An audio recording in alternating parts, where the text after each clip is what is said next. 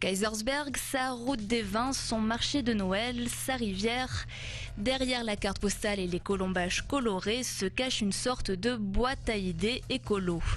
Depuis 15 ans, le maire Henri Stoll tente de faire de sa ville une locomotive verte grâce à deux principes, la réduction de consommation énergétique et l'utilisation de ressources locales et naturelles, soleil, air, eau et surtout bois. On a la chance d'avoir de l'énergie locale, du bois, utilisons-le.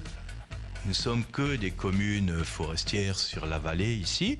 Utilisons ces ressources. Ce sont des ressources disponibles, sous-exploitées d'ailleurs, sous-utilisées.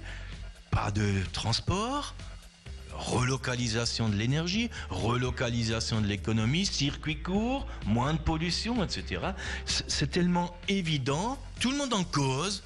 Personne ne fait. En 3 mandats, l'équipe municipale a mis en place un certain nombre de mesures. Circulation des voitures repensées, soutien financier aux photovoltaïques, levée des ordures payantes, éclairage public moins énergivore, exit également en pesticides et parkings intramuros. Des petites transformations du quotidien donc, mais aussi des grands chantiers. En 2001, la ville s'est dotée d'une des premières piscines municipales de France, chauffées au bois. En termes de performance, les résultats sont équivalents. Par contre, en termes de coût, le combustible bois à la même quantité de chaleur apportée est moins cher. Si on devait faire tourner la piscine uniquement au gaz, on paierait à peu près 80% plus cher d'énergie. Et si on devait le faire tourner pour les mêmes capacités de puissance uniquement au fioul, ce serait 120% en plus. Et les résultats sont similaires à l'échelle de la ville.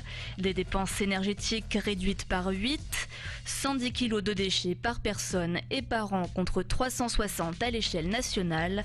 Conséquence d'une volonté, d'idées, d'astuces qui pour Henri Stoll s'apparente surtout à du bon sens. Si moi, élu vert, élu écolo, je n'expérimente pas, franchement, j'ai rien affiché ici. Mais moi, je m'en voudrais si je passais à côté d'une bonne idée par paresse, par simple paresse. Et ce que je reproche, moi, à une majorité d'élus, c'est qu'ils sont paresseux. Ils n'ont pas envie de réfléchir et de changer les choses. Et prochain changement espéré, l'installation de 5 éoliennes et de turbines microélectriques sur la rivière, permettant à Henri Stoll de mener à bien son projet, une ville, une vallée autonome en énergie.